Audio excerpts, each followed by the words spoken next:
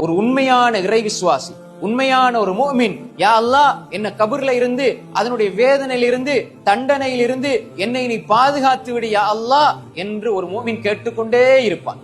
நாங்க இன்றைக்கு கபரை பத்தி யோசிக்கிறதும் இல்ல, கபர் நான் மௌத்தா போன என்ன நடக்கும் என்பதை பத்தி யோசிக்கிறது இல்ல, மௌத்தான என்ன இடத்துக்கு நான் போவேன், என்ன நிலையில நான் போவேன், அல்லாஹ் எப்படி சந்திப்பேன், கேள்வி கணக்கு எப்படி பதில் சொல்லுவேன், யோசிப்பதே கிடையாது.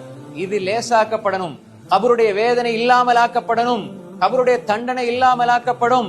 அப்படி என்று நாங்க நினைத்தால் அல்லாஹ் இடத்துல கேட்கணும். முதலாவது இந்த பிரார்த்தனை கேட்கணும், கபருடைய வேதனையில இருந்து என்ன பாதுகாத்திரியா அல்லாஹ், நரகத்தில இருந்து என்ன பாதுகாத்திரியா அல்லாஹ்.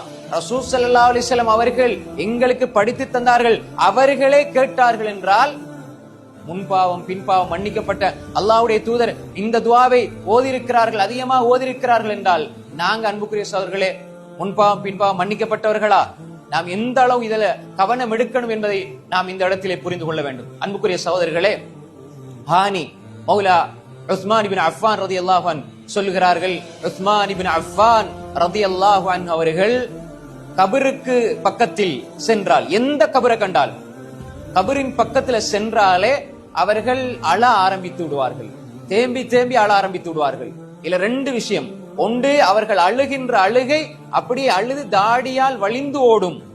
ஒன்று கபரை பத்தி பயம், ரெண்டாவது வழிந்து ஓடுற அளவுக்கு தாடி பெருசா இருக்குது அவங்களோட. அதையும் நாம இந்த ஹதீஸ்ல விளங்கிக் கொள்ளணும், இந்த செய்தியில விளங்கிக் கொள்ளணும்.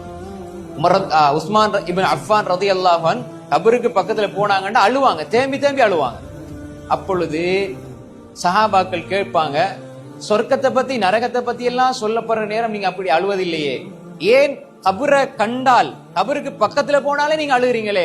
அப்படி அவர்களிடம் கேட்கப்பட்ட பொழுது உஸ்மான் இப்னு அஃபான் ரலியல்லாஹு அன்ஹு சொன்ன செய்தி என்ன தெரியுமா? இன்னல் கப்ர அவ்வலு மனாசிலில் ஆகிரா.